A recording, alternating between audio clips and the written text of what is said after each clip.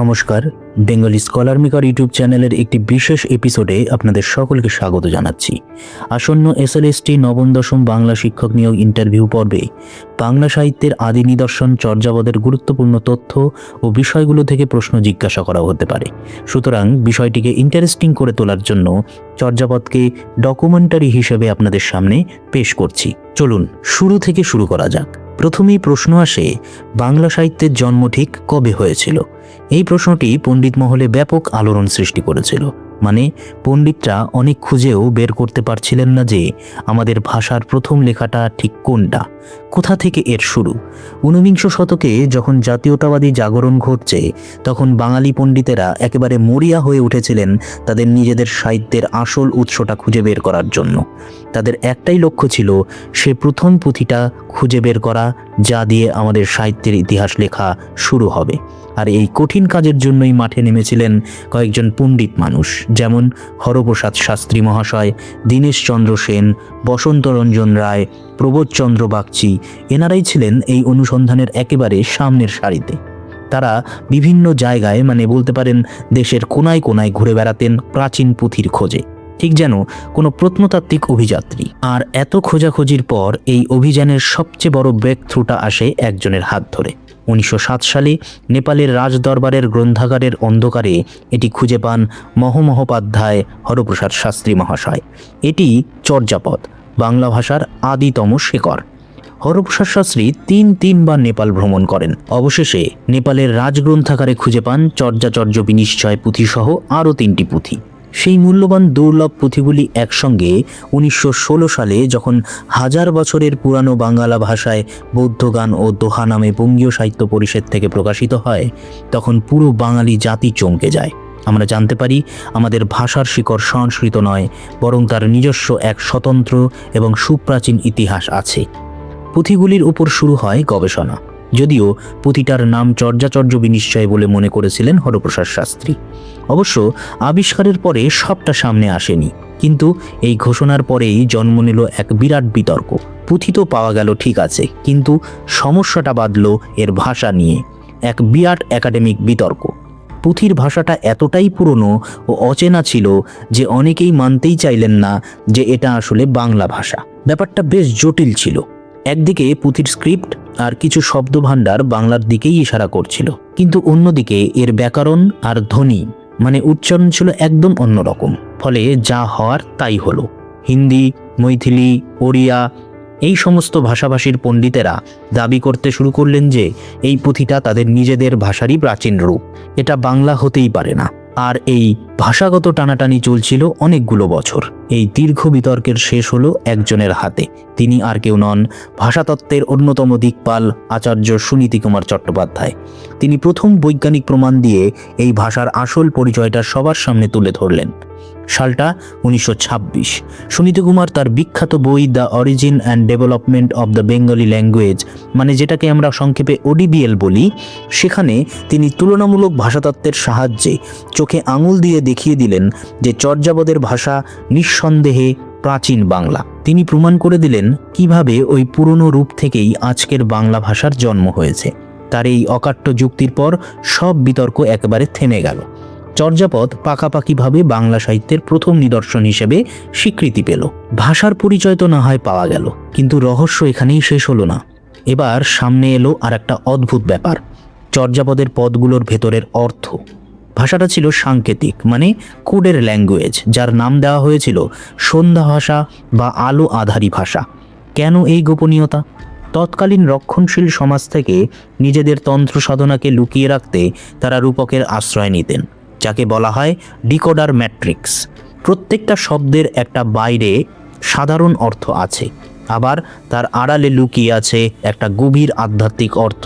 এই ভাষাটা আসলে তৈরি করা হয়েছে কৃত্রিমভাবে, শুধু দীক্ষিত সাধক বোঝার জন্য, যাতে সাধারণ মানুষ তাদের গোপন সাধনার কথা কিছুই বুঝতে না পারে। একটা উদাহরণ দিলেই ব্যাপারটা একদম পরিষ্কার হয়ে যাবে।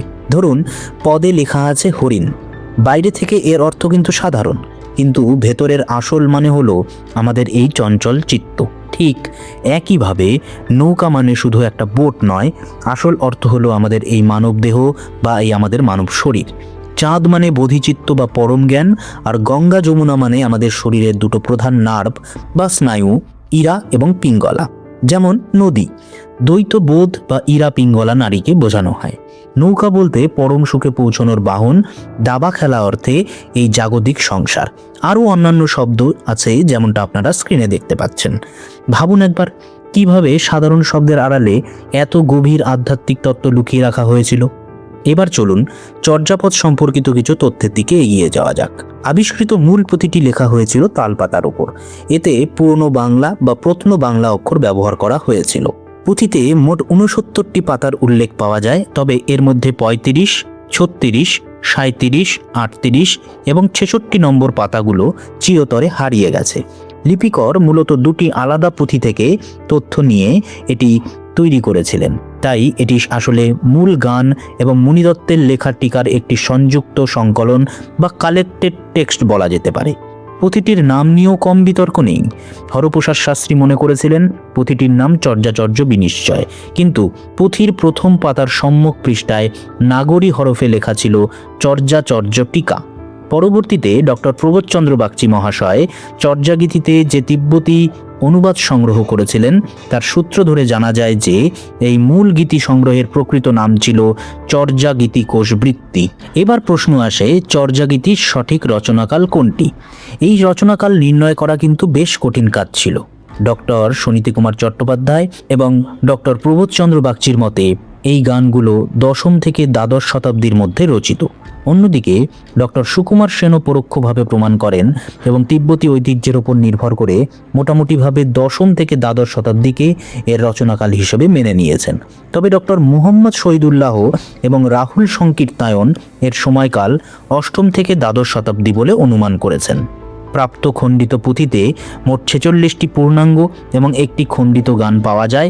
মূল গান ও টিকা মিলিয়ে মোট 23 জন, মতান্তরে 24 জন পদকর্তা বা কবির নাম উদ্ধার করা গিয়েছে। এর মধ্যে সবচেয়ে বেশি অর্থাৎ 13টি পদ রচনা করেছেন কাহ্নপা। এরপরেই আছেন ভুসুকপা, যিনি 8টি পদ রচনা করেছেন, এবং সরহপা রচনা করেছেন 4টি পদ।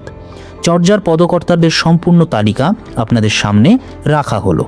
অধিকাংশ কবির নামের শেষে সম্মানসূচক পা বা পাদযুক্ত ছিল, যেমন লুইপা, কুক্কুরিপা ইত্যাদি। তিব্বতী ঐতিহ্য অনুযায়ী এই চর্যা কবিদের মধ্যে লুইপাকেই আদি বা প্রাচীনতম সিদ্ধাচার্য হিসেবে বিবেচনা করা হয়। চর্যাপদ থেকে আমরা 1000 বছর আগের বাংলা সম্পর্কে দুটো অমূল্য জিনিস জানতে পারি। এক, এটা সহজিয়া বৌদ্ধ ধর্মের দর্শনকে তুলে ধরে। এই তান্ত্রিক মত অনুযায়ী মানবদেহে পরম জ্ঞান বা নির্মাণ লাভ সম্ভব হয়। আর 2, যেটা সবচেয়ে গুরুত্বপূর্ণ, চর্যাপদে কিন্তু রাজা বাদশাহ কিংবা দেবদেবীর গল্প নেই, বরং আছে একদম সাধারণ মানুষের জীবনযাত্রার কথা। শিকারী, নৌকার মাঝি, মদ প্রস্তুতকারী বা ডোম, চণ্ডালের মতো তথাকথিত কিছু জাতের মানুষদের প্রতিদিনকার জীবনের একেবারে বাস্তব ছবি আমাদের বাংলা সাহিত্যের নিখুঁত সমাজচিত্র সত্যি আর কোথাও পাওয়া যায় না। এটি তখনকার প্রান্তিক মানুষের জীবনের জীবন্ত দলিল হিসেবে রয়ে গেছে। ডোম, চণ্ডাল, শবর, সমাজের অবহেলিত শ্রেণীর জীবন ফুটে উঠেছে এই চর্যাপদে। মনে রাখবেন, 10ম শতকের এই দর্শনই পরে বৈষ্ণব পদাবলী এবং লালন শাহের বাউল দর্শনের অনুপ্রেরণা হয়ে ওঠে। চর্যাপদ কেবল একটি প্রাচীন পুঁথি নয়, এটি ভাষা, সাহিত্য এবং দর্শনের এক চিরন্তন ও জীবন্ত মহাকাব্য। গবেষকদের মধ্যে আরও জিজ্ঞাসা রয়েছে, সেগুলো সমাধানের নিরন্তর চেষ্টা চলছে। আজ এখানেই ইতি টানছি। কেমন লাগলো আজকের ভিন্ন স্বাদের এই আয়োজনটি কমেন্টে জানাতে কিন্তু একদম ভুলবেন না। আপনাদের আগ্রহ থাকলে আমরা এই ধরনের ভিডিও আপনাদের সামনে আনতে থাকব। শেষ পর্যন্ত আমাদের সঙ্গে থাকার জন্য আপনাকে অসংখ্য ধন্যবাদ জানাচ্ছি। চ্যানেলে নতুন হয়ে থাকলে অবশ্যই সাবস্ক্রাইব করবেন এবং বন্ধুবান্ধবের সঙ্গে ভিডিওটি শেয়ার করে দেবেন। পড়াশোনায় থাকুন, লক্ষ্যে থাকুন। ধন্যবাদ।